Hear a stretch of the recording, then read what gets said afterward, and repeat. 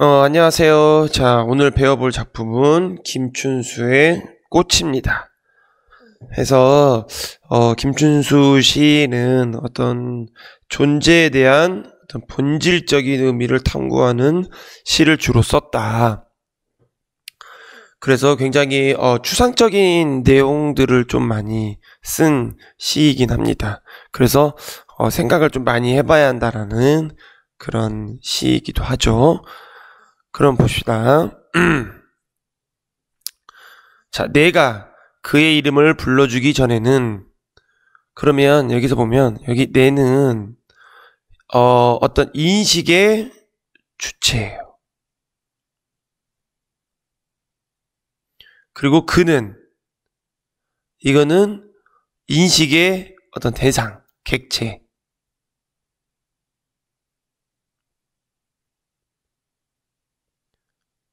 그렇다면 여기서 말하는 요 인식이 뭐냐? 인식은 이게 알 인자고 알 식자예요. 두 번 알죠? 그러니까 얼마나 잘 알겠어. 그러죠? 그러니까 인식이라는 거는 분별하고 판단하여 안다. 그러니까 내가 그의 이름을 불러주기 전에 이거는 뭐죠? 어떤 대상을 인식하기 전.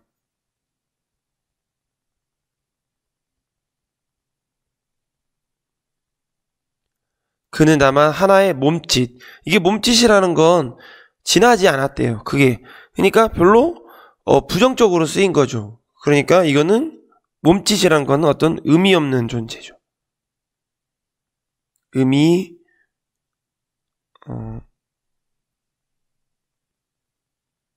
없는 존재. 이게 여러분 이게 이제 무슨 말인 거냐 하니 이게 이제 쉽게 이게 교사들한테도 이 꽃이 자주 사용되는 시거든요. 교사들이 그 생각을 할 때 예를 들면 학생을 부를 때 어이 어이 자네 이름을 안 부르잖아. 그러면은 그 애는 그 얘기를 듣고도 관심이 없으니까 그냥 그러려니 한단 말이에요. 근데 내가 모아가지고 지수야 누구 사람을 딱 일로 불러주면 그렇게 친근하게 다가오거든요. 그러니까 그 명명하는 행위, 이름을 불러주는 행위, 이게 이제 굉장히 중요하다라는 부분이거든요. 자, 보면 그 다음에 내가 그의 이름을 불러주었을 때, 그럼 이름을 불러주었다라는 건 이름을 불러줬다. 이름을 명명하는 행위예요. 이게 명명하는 행위. 이름을 불러주는 거예요. 그래서 이거는 이 행위는 곧 뭐냐? 어떤 대상을 인식하고 의미를 부여하는 행위예요. 그래서 그는 나에게로 와서 무엇이 됐대요? 꽃이 됐다는. 여기는 분명히 뭐야? 의미 없는 존재라고 그랬지. 그럼 꽃이 돼야겠다. 이름을 불러주니까 뭐야? 이거는 의미 있는 존재예요.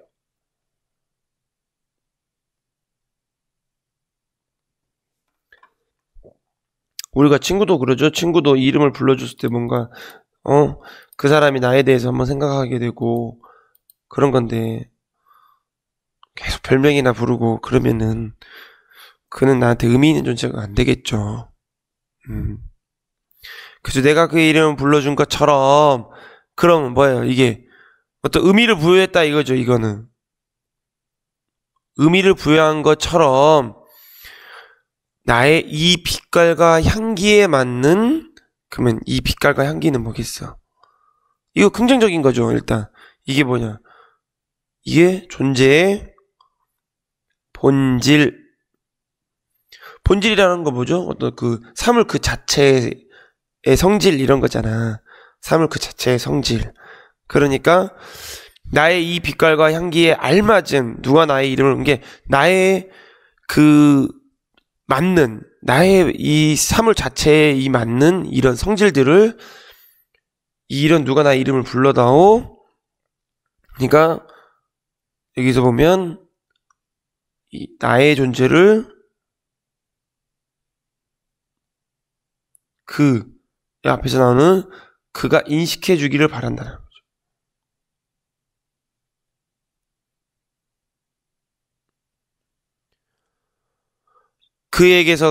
그에게로 가서 나도 그의 꽃이 되고 싶다. 그러니까 뭔 말이야? 이건 나는 뭐다? 의미 있는 존재가 되고 싶다. 의미 있는 존재가 되고 싶은 어떤 소망. 그러게죠? 우리들 모두 무엇이 되고 싶다. 그럼 여기서 무엇은 뭐겠어? 바로 의미 있는 존재죠. 너는 나에게, 나는 너에게 잊혀지진 하나의 눈짓. 이것도 뭐죠? 바로 서로 의미 있는 존재입니다. 근데 여러분, 이게 좀 줄여서 살펴볼 게 하나 있어요. 여기서 보면 인식의 주체가 맨 처음에는 내였죠. 네. 그죠? 이해돼요? 그 다음에 어떻게 됐지? 인식의 주체가 그에게로 가서 나도 꽃이 되고 싶다라고 얘기를 했잖아요. 그러니까 여기에서 그로 갔다가 나중에 어디로 가죠? 우리로 가죠. 어떻게 돼요? 인식의 주체가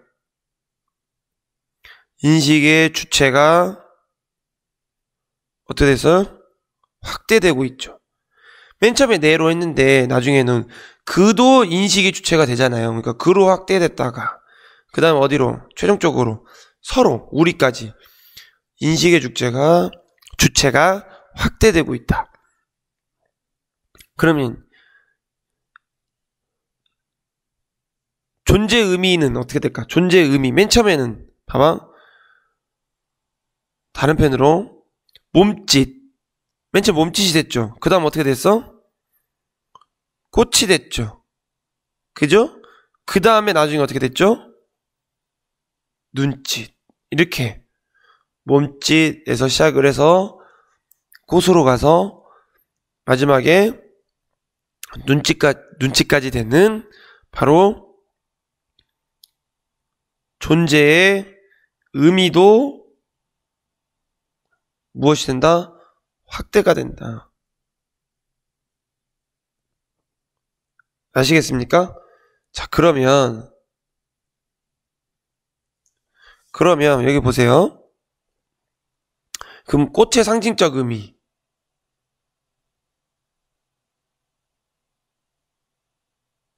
이때 쓸게요.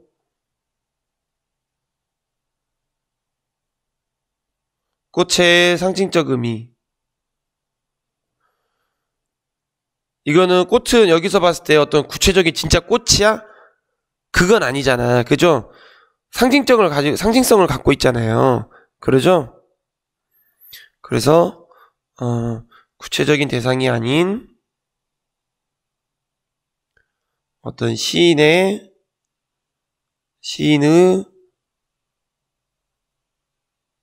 너무 커졌어. 아니, 시인의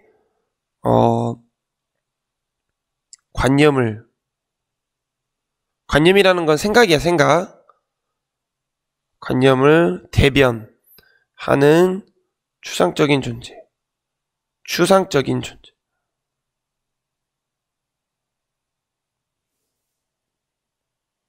그리고 두 번째는 어떤 꽃은 명명행위를 받은, 아까 이름을 불러주는 걸 명명행위라고 그랬죠? 명명행위를 통해 의미 부여받은 존재.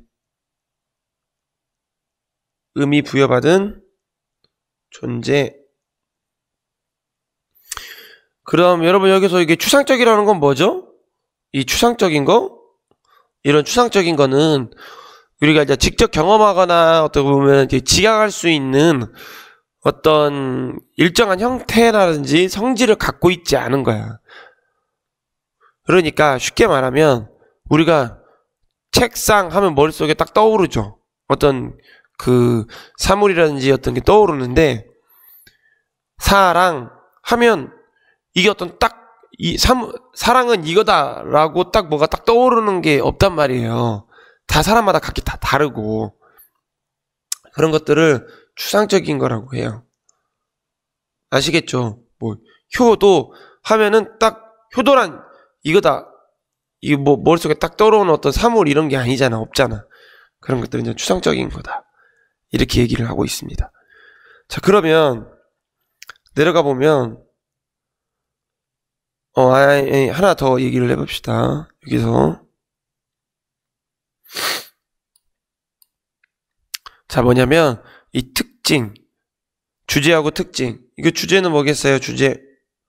이거는 존재의 본질 구현과 진정한 관계의 형성에 대한 소망. 뭐 어려운 말이긴 한데, 그러니까 어떤 존재를 그 사물 그 자체의 성질을 제대로 어떤 구현하는 거하고, 또 우리들끼리 이런 관계, 이런 이 관계 형성에 대한 어떤 소망. 아까 나와 그의 어떤 관계 형성에 대한 소망. 그렇죠? 그 다음에 특징을 보면 네 가지가 나오는데, 이 간절한 어조를 통해서 소망을 드러내고 있다. 간절한 어조를 통해서 소망을 드러내고 있다. 그 다음에 그 인식론하고 어떤 존재론의 이 철학적 사조가 드러난다. 인식론이라는 건 이렇게 쉽게 말하면 어떤 사람이 인식하는 대상에 대한 연구예요. 존재론은 인식하기 이전에 어떤 대상이 존재하는 것을 연구하는 거예요. 좀 깊이 있긴 한데 아무튼 이런 철학적 사조가 담겨있는 작품이다. 그리고 이런 말이 중요하지. 이 말이 중요해. 이 구체적인 대상을 통해 추상적이고 관념적인 의미를 전달하고 있다.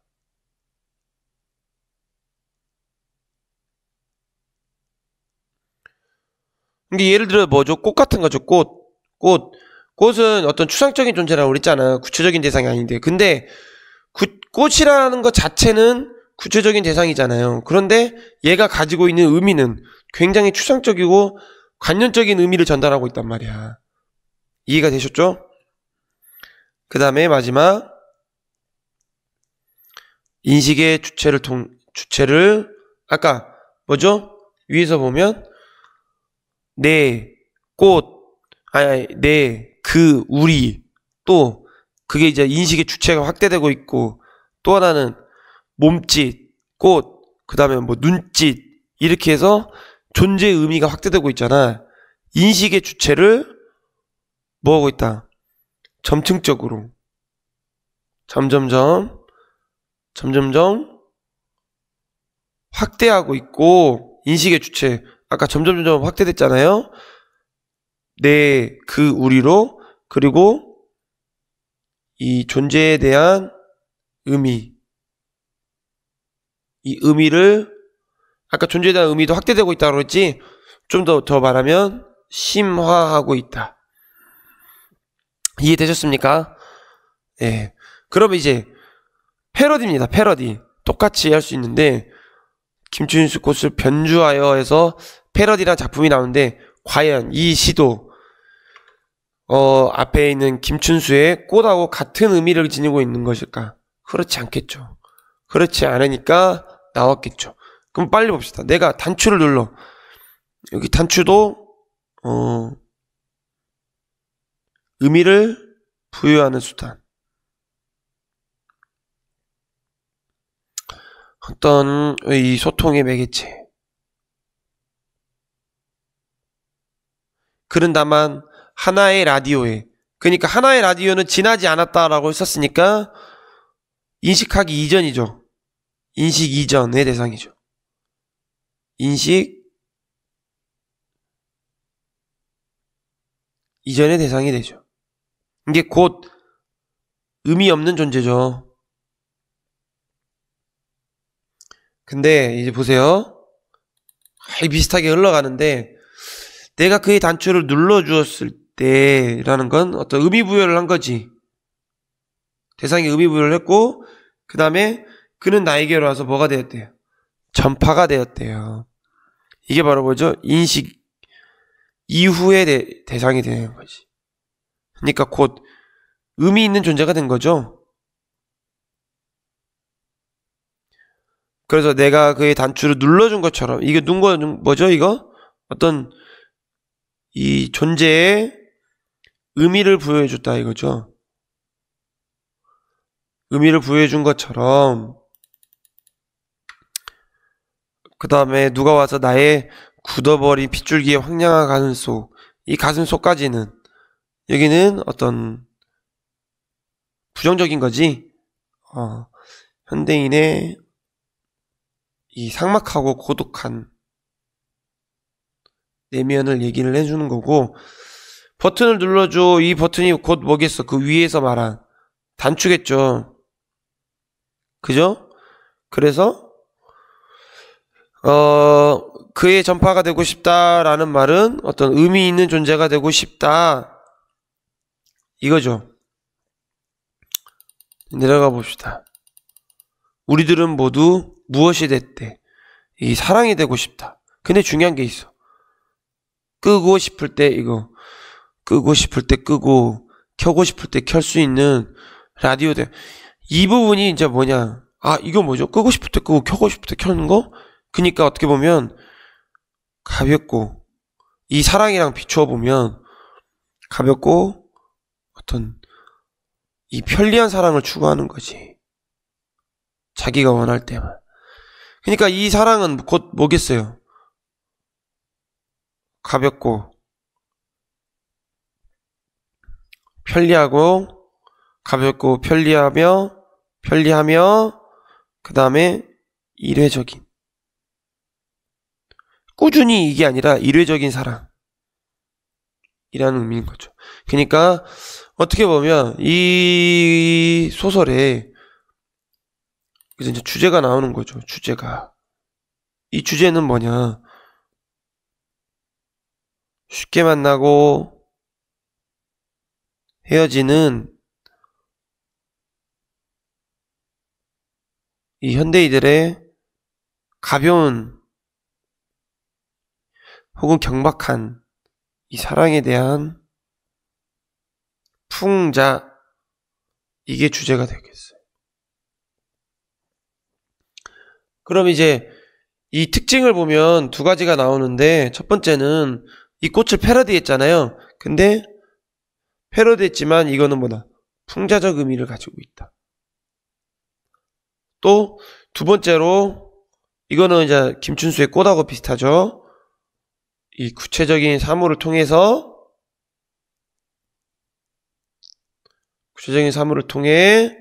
혹은 구체적 사물을 활용해서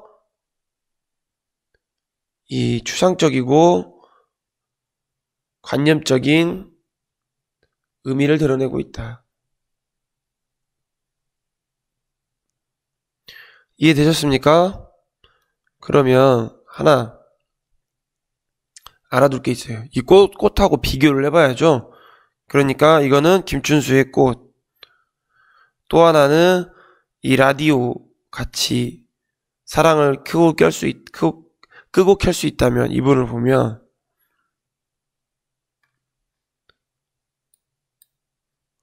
보세요. 인식하기 전에는 얘는 꽃은 뭐죠?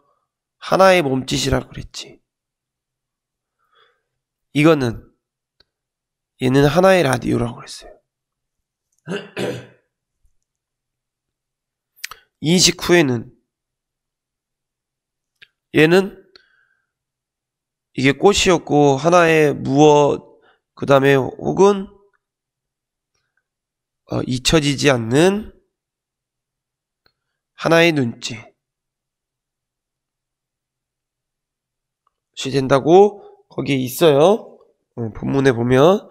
그러면 라디오는 얘는 전파, 사랑, 끄고 싶을 때 끄고 켜고 싶을 때 켤 수 있는 라디오라고 했어요. 그죠? 인식 후에는. 그러면 의미 부여 행위는 얘는 어떤 애죠? 이름을 불러준다라는 거예요. 라디오는 의미 부여 행위는 그렇지. 단추를 눌러주는 거예요. 그럼 여기서 이제 나타나는 거 주제의식이 뭐겠어? 여기는 어떤 진정한 이 관계 형성의 소망이지만 이거는 단추를 누를 만큼 어떤 현대인의 경박한 사랑을 풍자하고 있다. 이렇게 정리해 볼 수가 있겠네요. 아시겠죠? 여러분 수고하셨습니다.